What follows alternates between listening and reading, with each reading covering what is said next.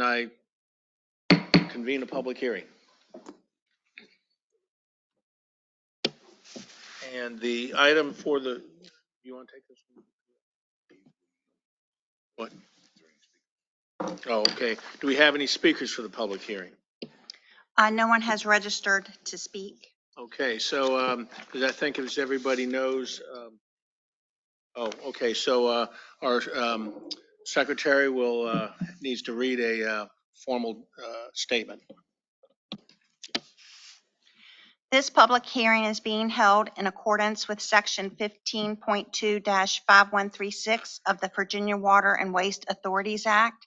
Its purpose is to take public comment on the proposed schedule of fees and charges adopted in preliminary form by the Board of Directors of the Southeastern Public Service Authority of Virginia on April 23rd, 2025. The notice of public hearing was published in the Virginian Pilot on May 6th and May 20th, as required by law. After conclusion of the public hearing, the Board of Directors will consider comments offered here today and will proceed to adopt a final schedule to become effective July 1st, 2025, and to continue in effect until such time as modified by the Board of Directors in accordance with the procedure set forth in the Virginia Water and Waste Authorities Act.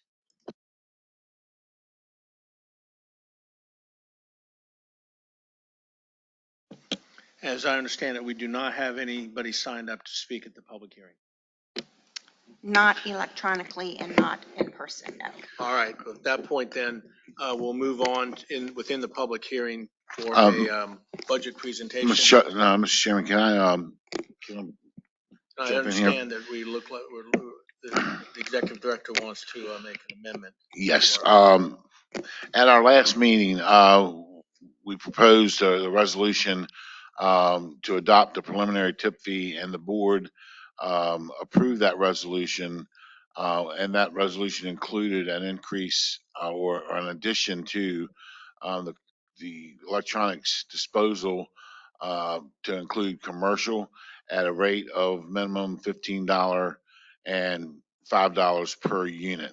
After some discussion at our last meeting, staff went back and reconsidered that, and the point was well taken that part of the fee was to drive behavior, and by doing so at $5, we felt like that we were going to be pushing people away from including our program and their disposal of electronics. So we're recommending that the board go back and amend the tip fee schedule to be a $15 minimum and a $2 per unit charge.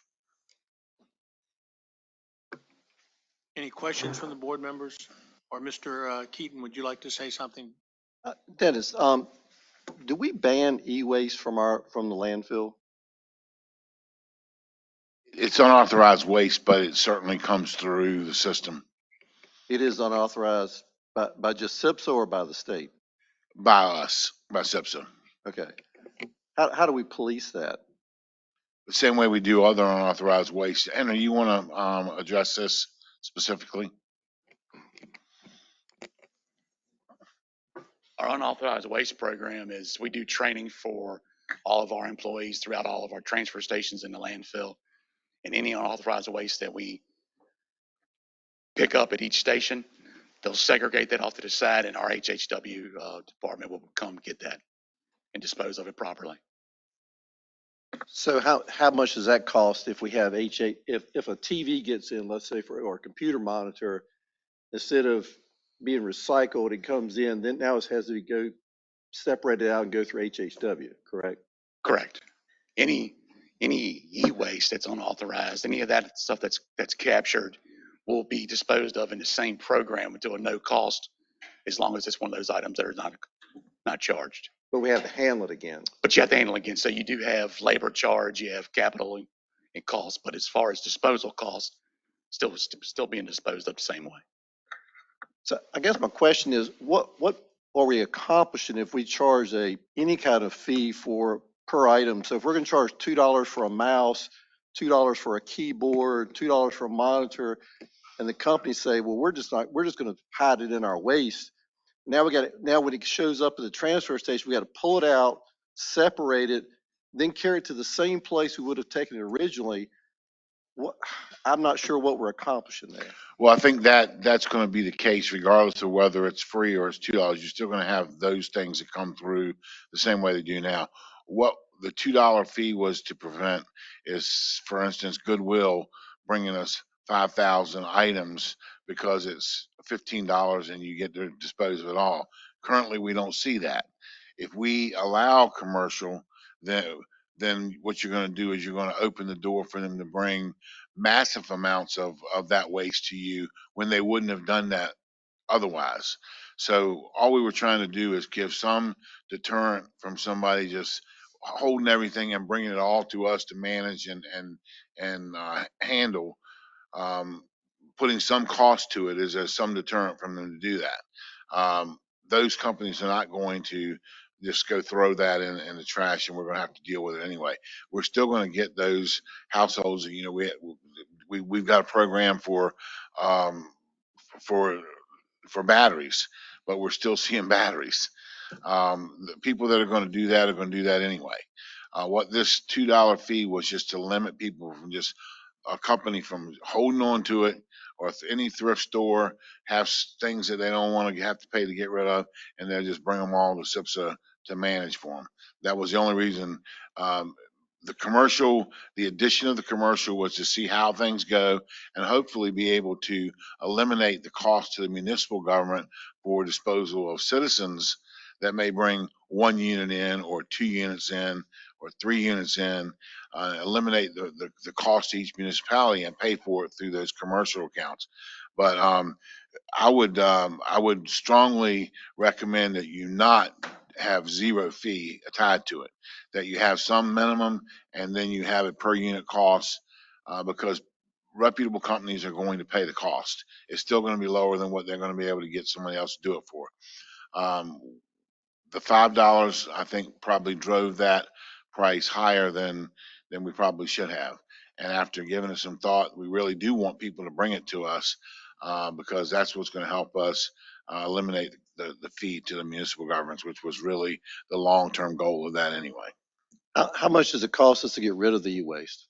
I'm sorry, How much does it cost us to get rid of the e-waste? we don't pay anything to get rid of it unless there's something mixed in it. There are some items that are prohibited. Mike, what type of TVs are they? CRTs, CTRs?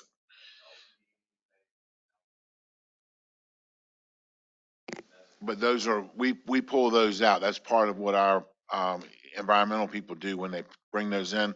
They separate those out completely, don't take them. So does the e-waste count towards our recycling rate report? Yes. Yes. I would recommend that we have zero fee, just keep the fee like it is. If it's not costing us anything to get rid of the items, if it counts towards our recycling rate report, it's going to take more labor to separate the items out. I'm not sure what we're accomplishing. Yes, so let me go back to the transfer stations. That's only random loads that are going in, and not every load is thoroughly inspected all the way through. So anything that's disposed of, there's a good chance that it's going to make it through, make it to the landfill, and not be caught. If our spotters or our equipment operators see that stuff, then they'll pull it out. But only random loads, 1%, 5% of what's coming in is able to be targeted and thoroughly investigated to make sure there's nothing in there. Some e-waste is acceptable at the landfill and through our transfer stations. Some are unauthorized, the CRT, PCBs and stuff like that. But understand there's a large capital and labor cost to this program, not just the disposal side of it. You have staff time, equipment, and maintenance of that equipment to maintain that program. Now, okay, you said a while ago e-waste wasn't acceptable. What is not acceptable versus There's what is acceptable? there's a large list of what is accepted, what isn't accepted. CRT containing TVs, like your tube type TVs, okay, that's not going to be accepted at the e-waste contractor that we use. What about a computer monitor? Depending on what type of computer monitor it is. If Small. it's an LCD like that, then it's acceptable, yes. But if it's a CRT older tube type, then it would not be acceptable. We would have to pay to dispose of that. So a company can throw away their computer monitor legally with no cost versus having to pay us to do it separated out. Correct? If it makes it through, then yes, they can throw that stuff If away. it's acceptable. If it's acceptable. It's not legal. I would disagree. That's not legal. They can't not legal. legally dispose of a CRT. It's a mercury containing If it's device. So it's not correct. legal. They Commercial is could, different than residential. that's correct. Commercial doesn't fall under the RECRA exempt household hazardous.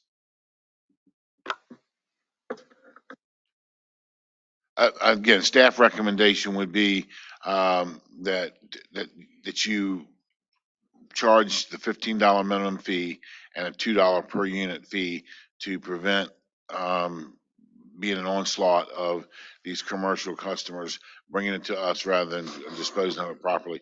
You're always going to have a situation where the people who are not doing the right thing are going to try to get things through. That's going to be the case whether you have a 0 fee or you have a $2 fee or you have a $10 fee. You're going to have that happen.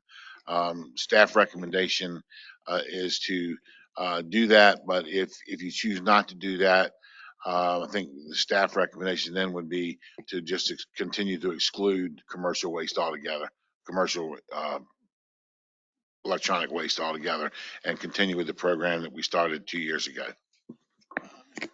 Yeah, it's my understanding that this is a new program, that we don't accept commercial e-waste, and you're introducing that we could. And I could see, issue, like, I don't know, say Cox, for example, could bring a whole truckload of this stuff in if it were free. And so I think having some fee does make sense, and obviously we can adjust it in a year, but I support what executive director's proposing. Yeah, my comments are very similar to Mr. Kiefer's. I know that when we did a tire amnesty event during my time in Suffolk, we had truckloads of tires that were being delivered from commercial and from farms.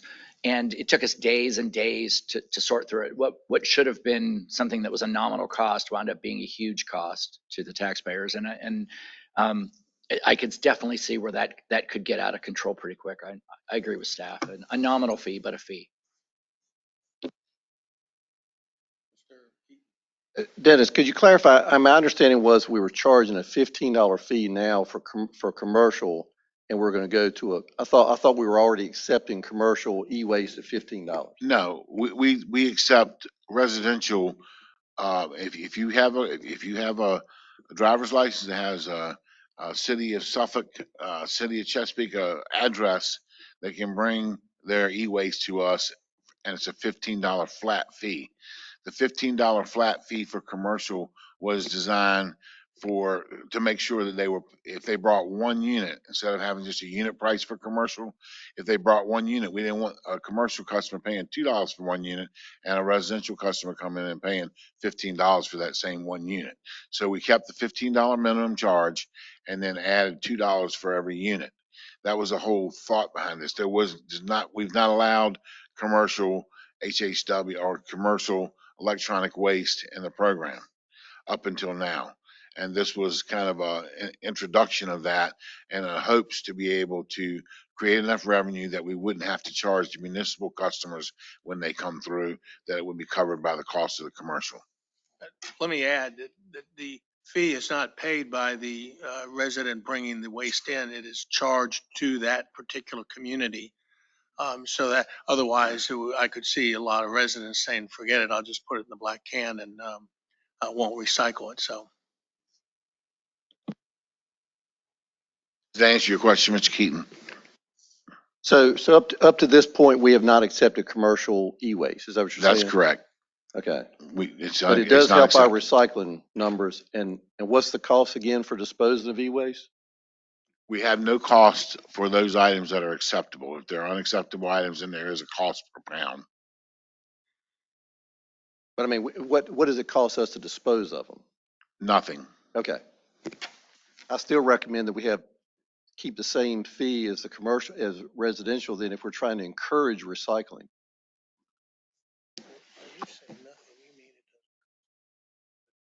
Yeah, We have staff internal. yes. I think the question was, what is the disposal cost? The disposal cost is zero. There is capital, and I've done a presentation to the full board on the capital cost for this program along with staff cost. And I don't want to put the number right here because I don't have it in front of me. I probably should have brought it with me, but um, we currently are breaking even on what we're bringing in on revenue and what it cost us for the capital. We bought trailers, then we have staff time that we go to these special events and collect, and we figured all of that out, and we were breaking even, and that was a report that I gave you about 5 months ago, I believe it was 6 months ago, on the program, an update. So at this point, of course, we're going to adopt our budget today. Um, and what we have in front of us is last month, we approved a schedule of fees that would have assessed $5 per unit to any commercial loads that we were going to start accepting commercial electronic recycling, and at $5 per unit. The executive director is now recommending that that be lowered to $2 a unit so that we don't create a disincentive. Um, I would support going forward with the executive director's recommendation, and in future meetings, he can come back and review this, review the process with us, how it's working, and maybe we can make adjustments if the board desires. I don't sense that there's uh, a majority of the board right now that would like to change what the executive director has proposed. I have a question. Yes, ma'am. You're proposing to reduce it to $2 per unit. Would it still be a minimum of 15? Yes. And what this would, I'm sorry, you got it. Yeah. I was going to make a motion to approve the recommendation of the. Mr. Chairman, I think if we're done with the public hearing, we can close that. And then we will need a motion to amend and then a motion to adopt if that motion is approved. All right, so if there isn't any more discussion on this issue, and we have no members of the public wanting to make any comments in our public hearing, I'll hereby close the public hearing. Do we need to read a statement to officially close it? No, so the public hearing is now closed. Now, Mr. Moore, would you like to make a motion? I'd like to make a motion for us to adopt the the general manager's recommendation. I'll Can second we that. clarify that a motion to adopt the tip fee, the preliminary tip fee as with the amendment and adjustment recommended by the executive director? That's my motion. I'll second that. Okay, we've got a motion and a second to adopt the executive director's recommendation to lower the commercial electronic recycling rate from $5 per unit to $2 per unit, still with keeping the $15 minimum per commercial load. Is there any more discussion? If not, all in favor say aye. Aye. Any opposed? Okay, we have Mr. Keaton opposed. Are there any abstentions? No abstentions. All right, motion's carried. All right, so going to move on now, I guess, to chairman's comments, right? Or, yeah, pardon? Oh, I thought okay. So now we have the general public comment period for our meeting. Is there anybody who wants to make any general comments? Do we have anybody signed up? No one has registered to make a public comment either in person or electronically. So under chairman's comments, got just a couple of quick things. Mr. Bagley sent you an article from WTKR earlier. Basically, that article was making claims about certain things that were going to happen, when in fact, they were only one possible future scenario. That's, I think everybody would agree, while it may have been an issue in decades past, our current executive director and staff are not the type of people that get out in front of the board and make those kinds of decisions, and that the board learns about them through the media. I would just suggest if it's something is, you see something in the media, it's probably the media getting out in front and perhaps running with the story before they've properly vetted all the facts. If it hasn't been brought to you in a board meeting or sent to you by email from the executive director, I think you can rely pretty heavily on the fact that it hasn't happened. And so that's just enough to say, be careful what you read. The media is not vetted like it used to be in the past. I've mentioned to you about the future board member turnover. 5 of the governor appointees members, their terms expire at the end of this year. And in fact, I believe we have one where they'll still be with us, but probably having to participate remotely for some of those meetings. And we have 3 of our city ex officio members and one of the backups also, they're retiring shortly in the next few months. I just want to point out that we have very important votes that take 75% of the board members, not 75% of the board members present, but 75% of the board members. So if 2 board members are missing, we then would need 12 of the 14 votes to carry certain items, things like adopting changes to the strategic operating plan and other things required by the bylaws. So missing board members, especially given what we're facing in the next few months, could be an issue. Our staff has, pardon? No. Our staff has been looking at the requirements and worked with the governor's office. All the board members, including the existing board members, are going to need to reapply. Um, uh, When I say all the existing board members that are up for another 4-year term, plus any new board members suggested by the cities for the governor appointees, are going to have to apply through the state's boards and commissions website, fill out an application. And before you can do that, you have to get what's called a Virginia identity. You have to sign up and create a Virginia ID, I guess a whole lot like the government has government log me in or something like that. And you're going to have to, and I don't recall that was required 4 years ago when I got on the board, but it's going to be required now. So I'm bringing all this up just to point out that there is a lot of things that have to happen. The cities are going to have to get a list of 3 people to the governor. Although each of those people have to create this Virginia identity, they have to then fill out the boards and commissions application before the governor will make a selection. And it will be the outgoing, funny thing, the way it works, it's the outgoing governor that makes the appointment. In my case, and I think everybody else's, the outgoing governor, Northam, made that appointment on the 3rd of January, and his term ended on the 15th of January. So I just want to let everybody know this is going to take some, coordinate with your councils and your principals, because this is going to take some time. And even with respect to the city appointees, that under state law requires a majority of the council of that council or board of that locality approving that appointment. So we really want, we'll start beating this drum a lot heavily in August and September to get everybody up to speed to make sure this happens, because we really don't want to see a situation where we're actually have vacant board member seats, and we've got some very important decisions to be made. One board member missing could actually result in a 75% requirement not being made.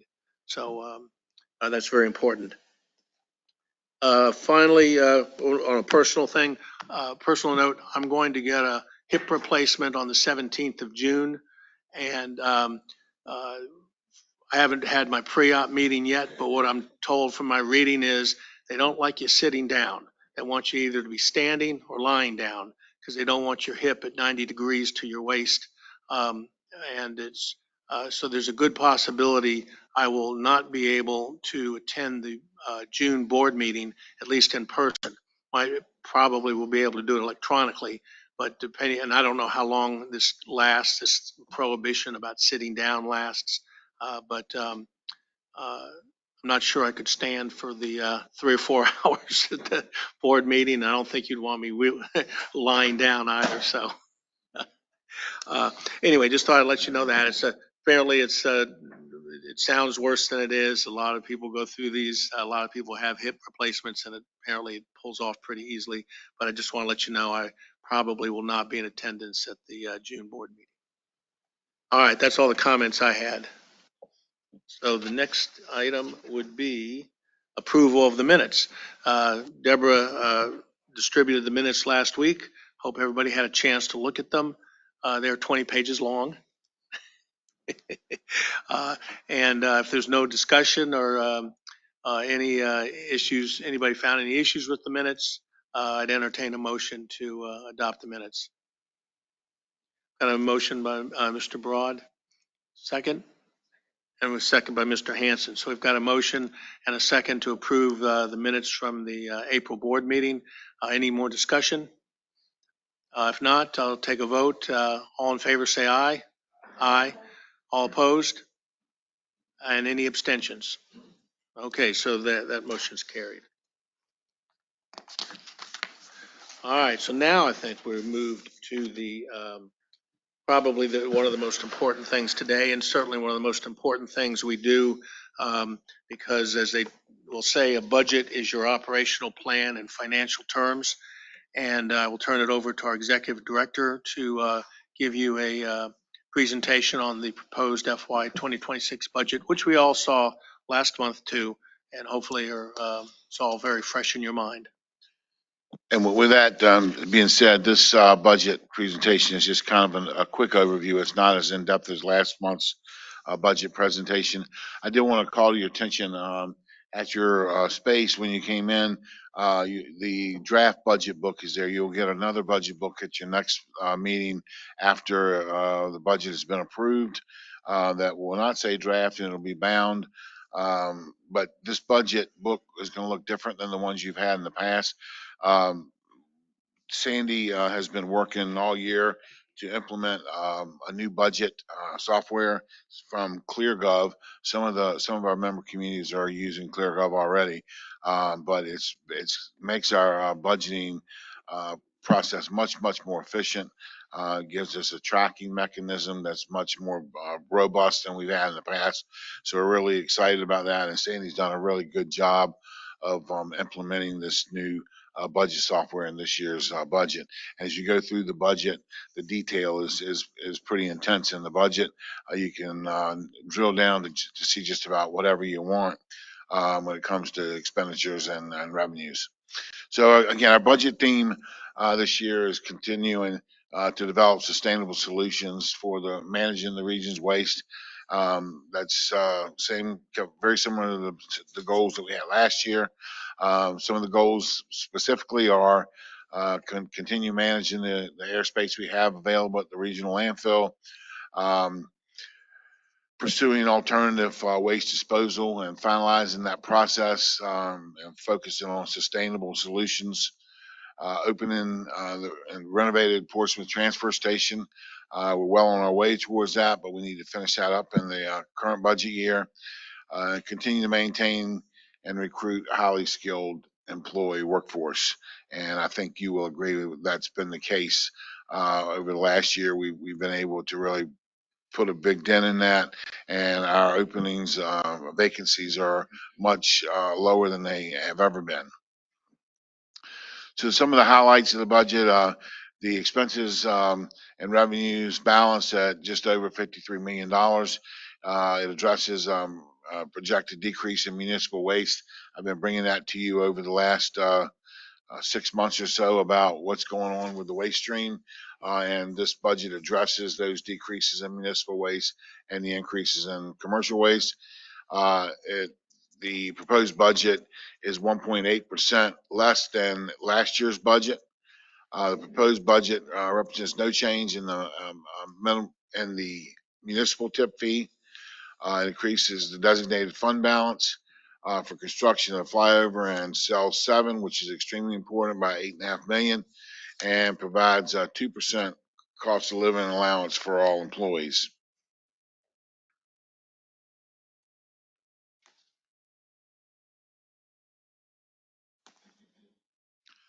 A little help back there.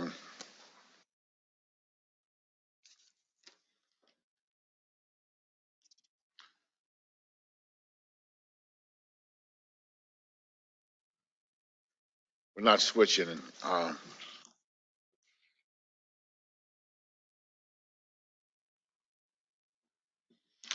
Okay, this shows the projected tip fees, not tip fees, but the municipal waste volumes for each member community. I went through this at length at our last meeting and explained why the numbers changed the way they did.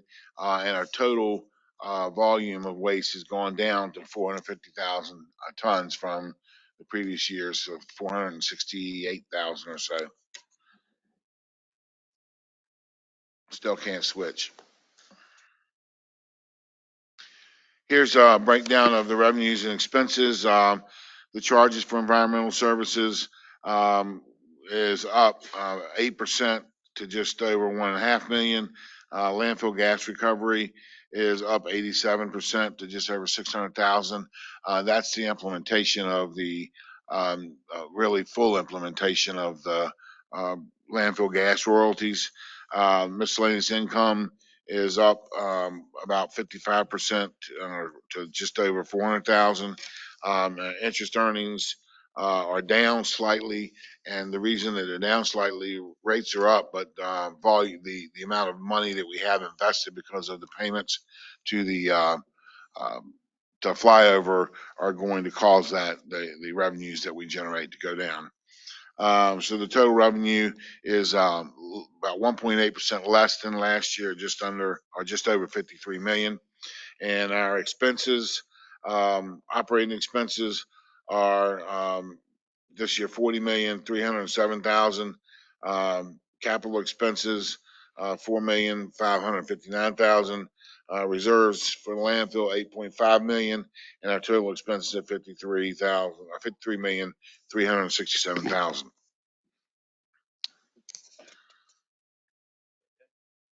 Yes, sir. I believe that the first line under expenses, it says minus 10%. That probably looks to me like it's supposed to be plus 10%. Yeah. You're correct.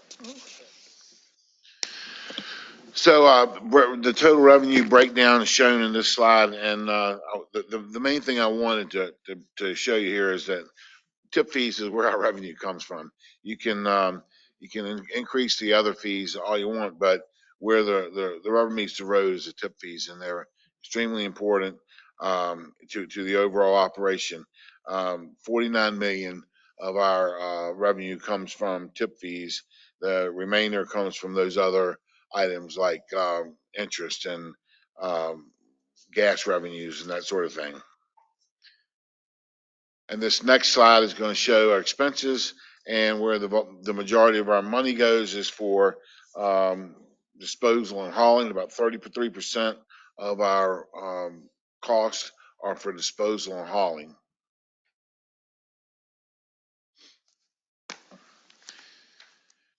And if we continue with our current disposal mechanism, this is the 5-year projections required that I provide to you. We actually go a little over 5 years, but 5 years is what we're required to give you is what the projected tip fees would be. Next year, the tip fee would be $67 again, going up to $70 to 2033.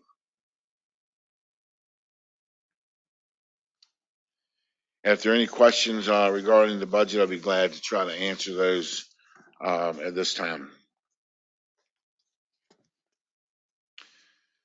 If not, we're going to need a motion to approve the FY26 operating and capital budget as presented. First, I believe our general counsel will read a resolution. Pardon? Oh, We for just the need a SOP. motion here. Okay, so this would be Just a motion. just a motion and a second. I'll make a motion to approve the budget. Second. Kiefer, second. Is there any more discussion? We have a motion and a second to approve the FY 2026 budget. Um, Any discussion? All right, otherwise take a vote. Does that have to be a roll call vote? Okay, so take a voice vote. All in favor, say aye. Aye. Any opposed? Any abstentions? All right, the motion's carried. Thank you, Mr. Chairman. Moving on to the strategic operating plan. Again, we gave a draft of the strategic operating plan with the red lines to you at your last meeting. I'm going to just briefly go over the changes that were made and what we would be asking you to approve. First on page 9, and this was a change from what we did not have this in there, something that we overlooked at our last meeting, but as we went back through it, we saw that we did not make that change to the e-waste on page 9. So the update includes commercial e-waste because it said it was unacceptable before, and that's just a wording change. Page 10 reflects changes in design capacity at the transfer stations. Page 12 is the updated organizational chart. Page 13, corrected hours of operation for our transfer stations. Page 14, removed the one staff training day that we had included in our schedule. Page 14, page 20, updated the planning horizon, which is a requirement. Page 21, updated the master plan map, which, as you know, cells 10, 11, and 12 were removed and was turned into preservation as part of cells 8 and 9 being approved. Page 22, updated annual airspace calculations. That's just swap out from the previous year to the updated numbers. And then page 31, updated the schedule of fees, and we've made that change in the final standard strategic operating plan to reflect the $2 that you voted on this morning. Are there any questions regarding the strategic operating plan? I mean, I think everybody's had it 30 days to look through it. So if you have any questions, we'll be glad to try to answer them. If not, the strategic operating plan requires a resolution, and Mr.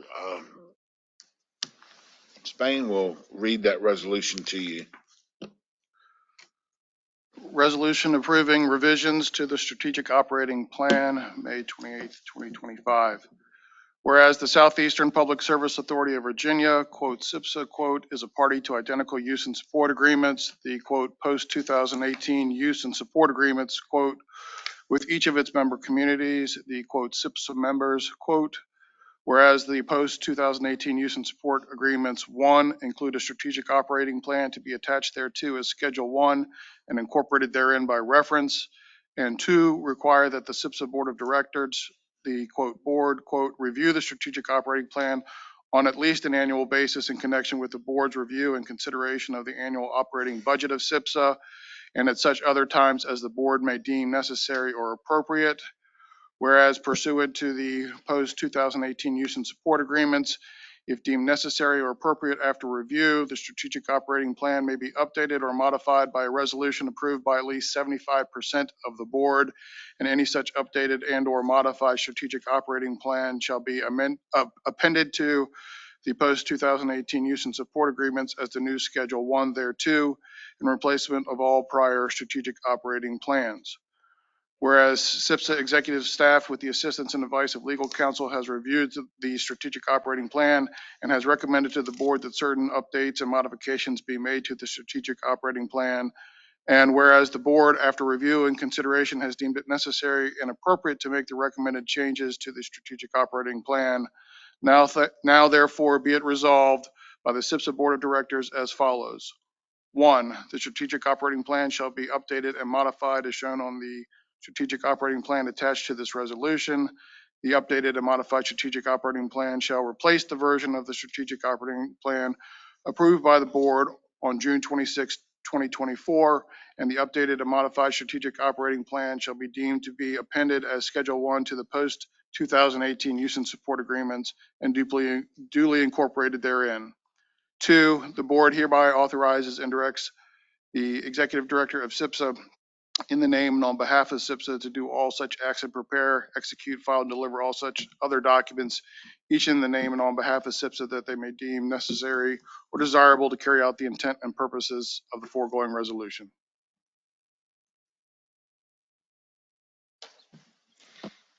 So moved.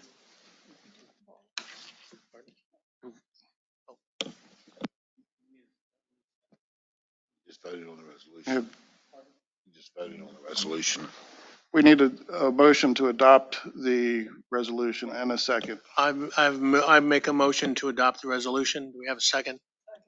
Have a second to adopt the resolution. Any more discussion, questions?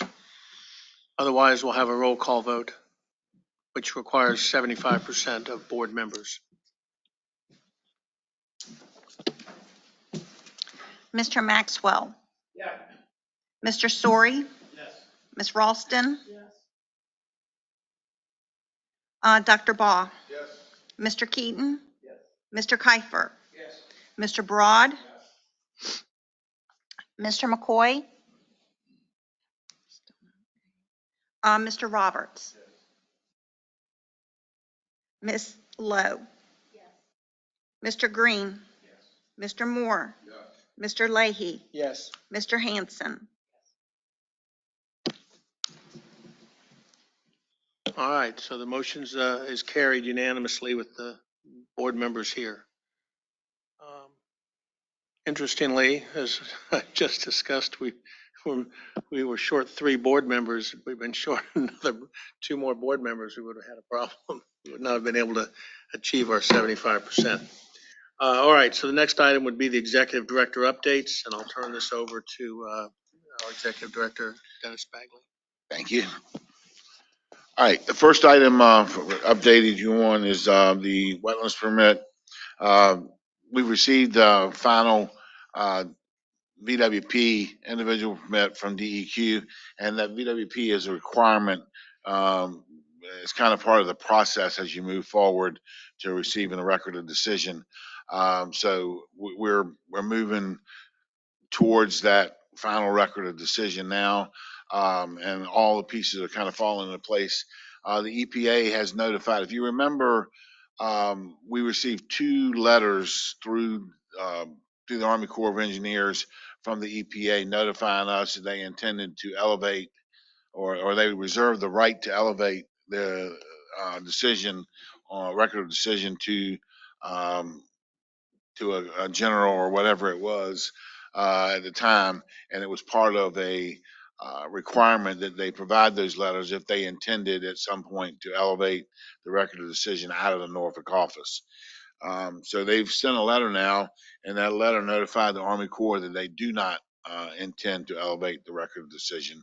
So that's another sign that things are moving quickly in the right direction. And all of our, there is still work being done on the mitigation plan, because now they want some additional work for us to do on a regular basis to monitor for invasive weeds and all kinds of little small things that are getting added in, but they're all minor. It's just part of the process, and we'll be finalizing that as soon as we can possibly finalize it. And once we do that, we're going to be coming back to you looking to start process of removing trees on that property so we can get ahead of the game. We're being told that the record of decision is under review by counsel for the Army Corps, and as soon as that review is complete, that we will receive that record of decision.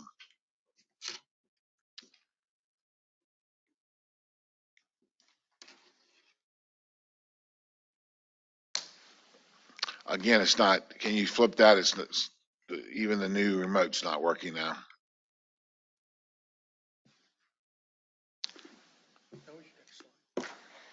Okay. Next item is the alternative waste disposal contract. SPSA and Commonwealth sortation working schedule a day or two in-person negotiations the week of 6/9 to finalize the items that we have remaining. We made some real progress.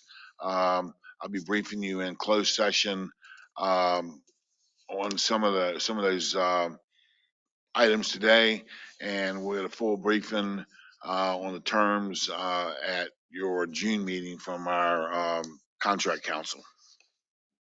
So we're moving in the right direction, and I think you'll be pleased with where we are.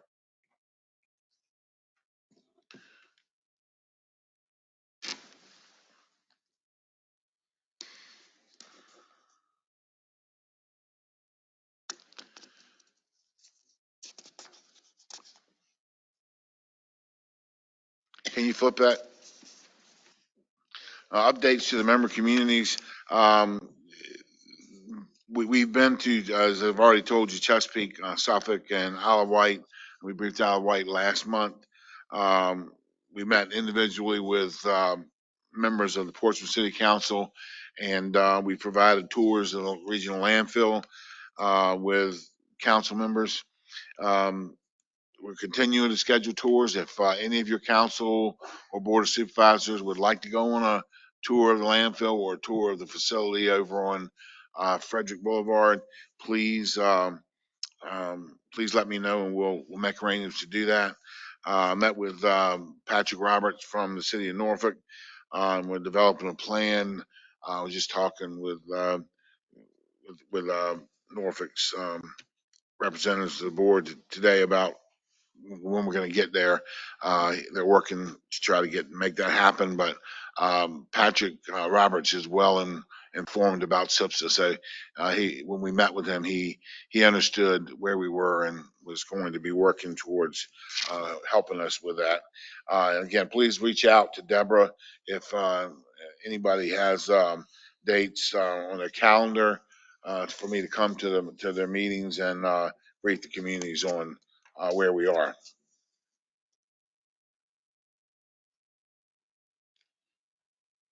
So South Southern construction is getting kicked off. Specs are complete. Pre-bid meeting is to be held on the 3rd of June at 10 a.m.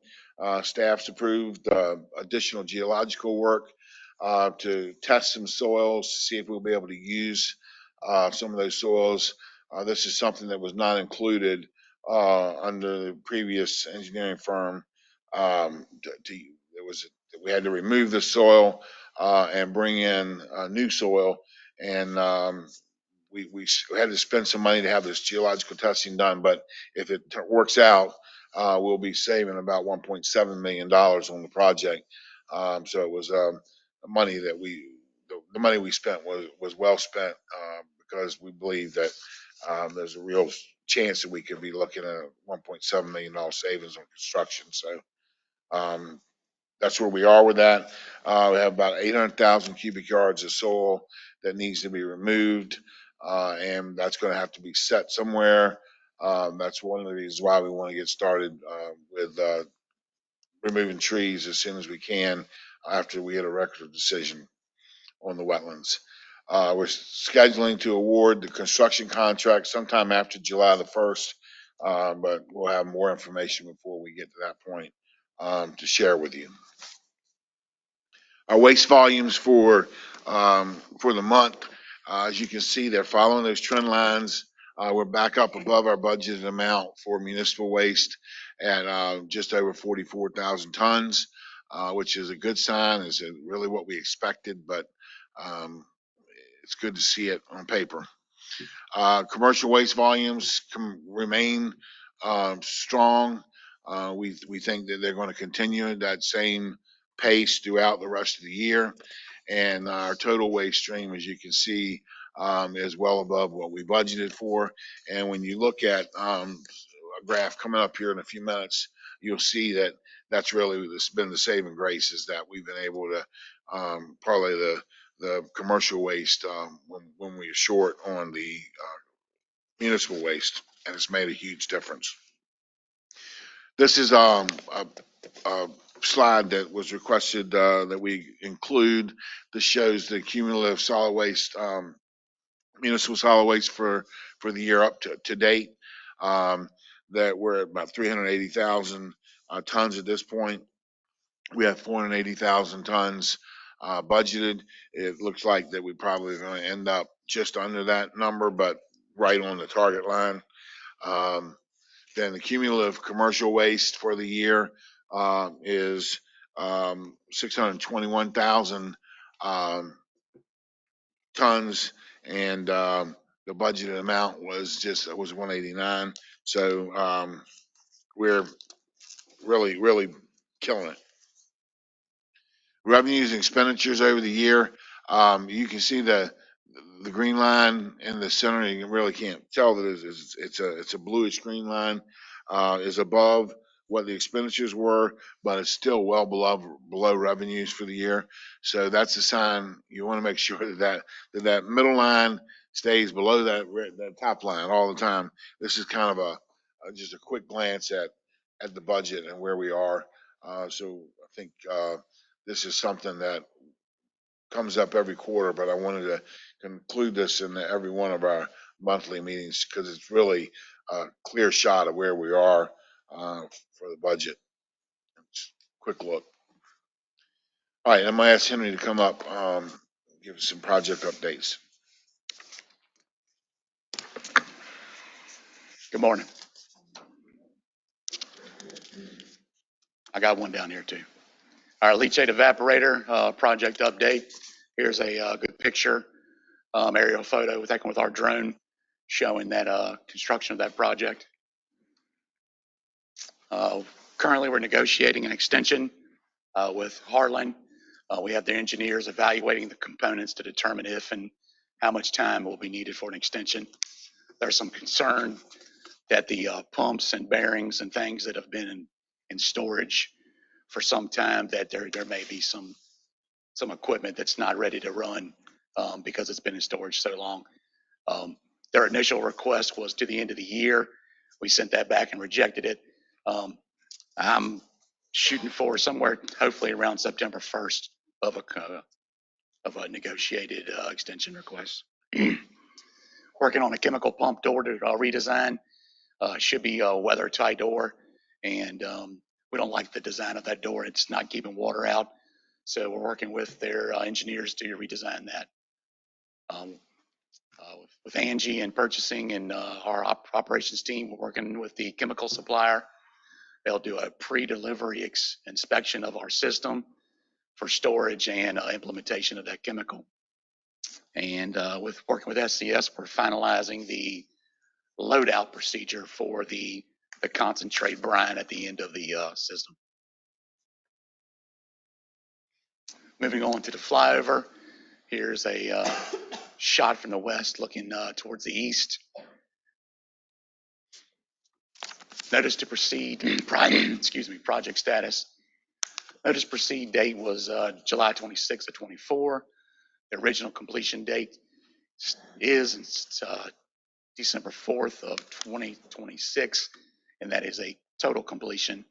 We have a roadway opening date of July 31st of 26. To date, we've used 287 days of the contract. Remaining will be 575 days, and we're at about 33% of contract time used. Dennis and myself met with VDOT yesterday. Project is on schedule, is on budget. The contract amount was a little over $30 million. So far, there has been executed change orders just over $6,000. There are some others that have been submitted. They're under review, and we'll bring those back to you for notification if and when they are approved. Revised contract amount is, again, just over $30 million, $23,549. To date, the amount paid is just under $6 million, and percent complete in payments is 19%. Some significant accomplishments that have been made.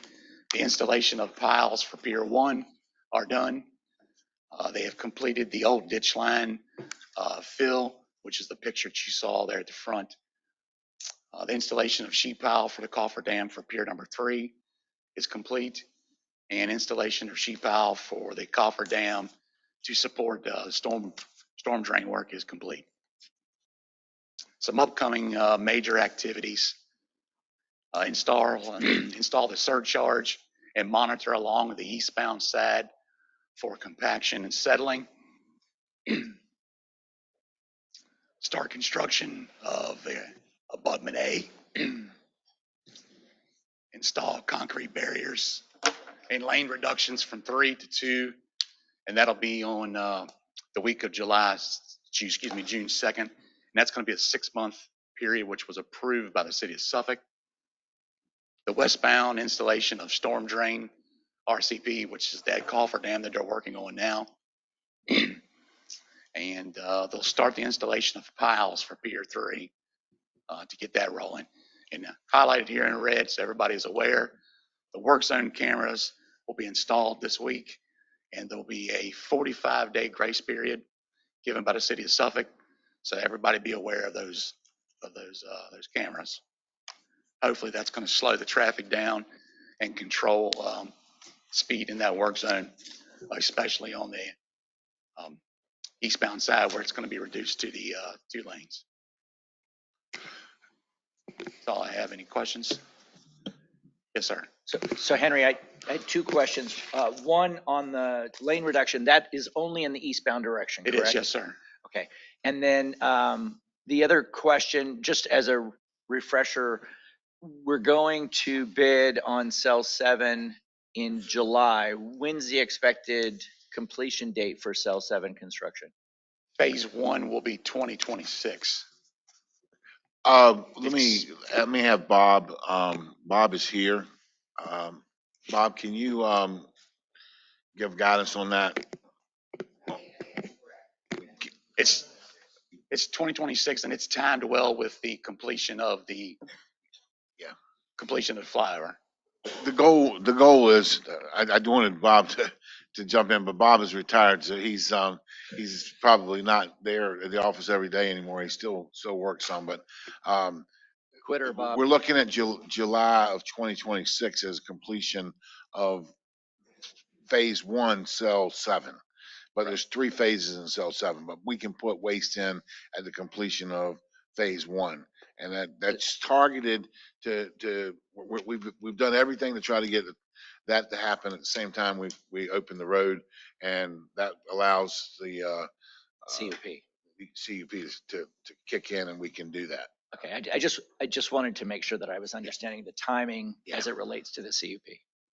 That's the goal. Okay. Now, Of course, best intentions construction. Yeah. I got it. Henry, so I noticed you reported about 1/3 of the time has been used, but only about 19% of the work's been complete. Could you make a little comment on that? We expect some of the upcoming payments will be larger. That's when they get into the bridge work. That's more expensive.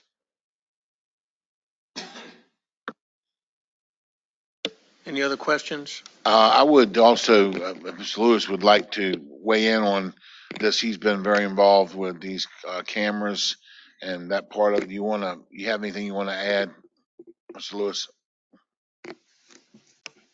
No, sir. Just the fact the cameras are going in this week, and we have elected, state law requires a minimum of 30 days. We've elected to give them 45 days, give people plenty of time to understand we're serious about being safe in our work zones.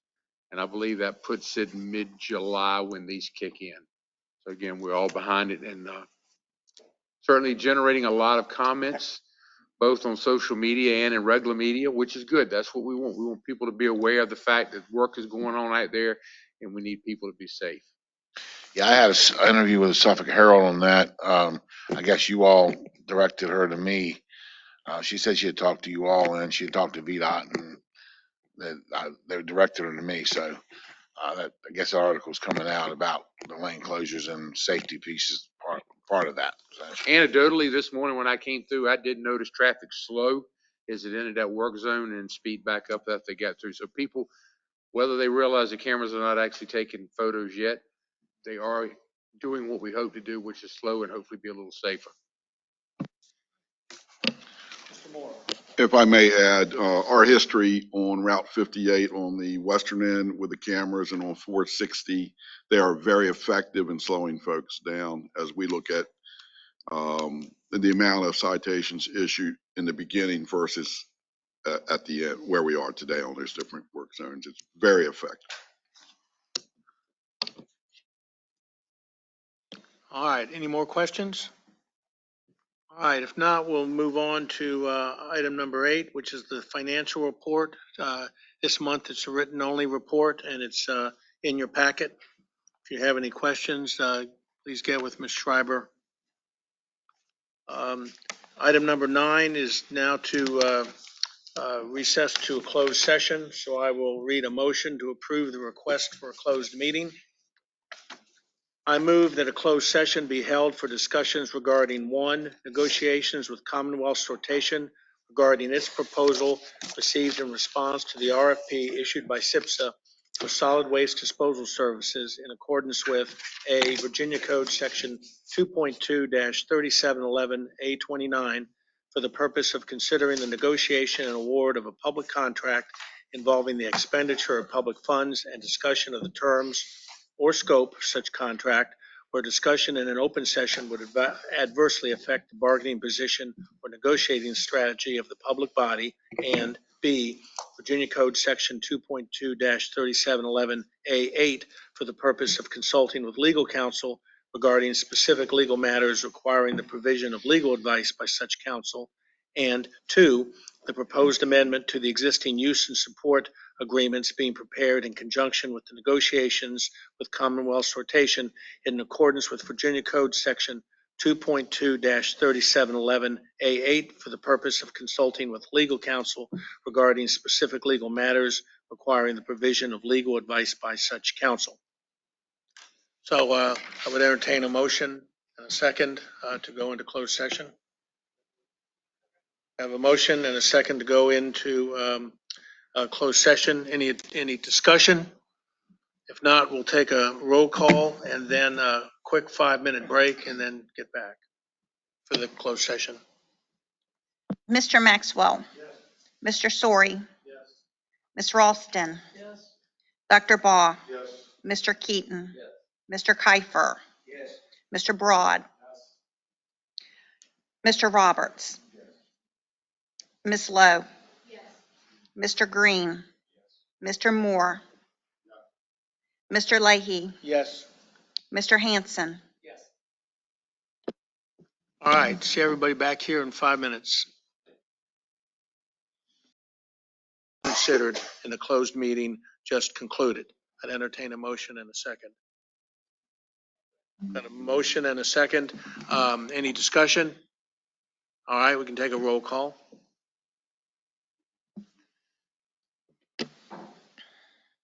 Mr. Maxwell. Mr. Sorry. Ms. Ralston. Dr. Baugh. Mr. Keaton. Mr. Kiefer. Mr. Broad. Mr. Roberts. Ms. Lowe. Mr. Green. Mr. Moore. Mr. Leahy. Yes. Mr. Hanson.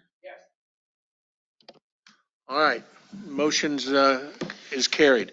All right, so under other business, we formed a nominating committee last month, and that nominating committee has a brief report. I think Mr. Kiefer is going to do that. Yes, thank you. The nominating committee consisted of Cheryl Ralston, Luke McCoy, and myself.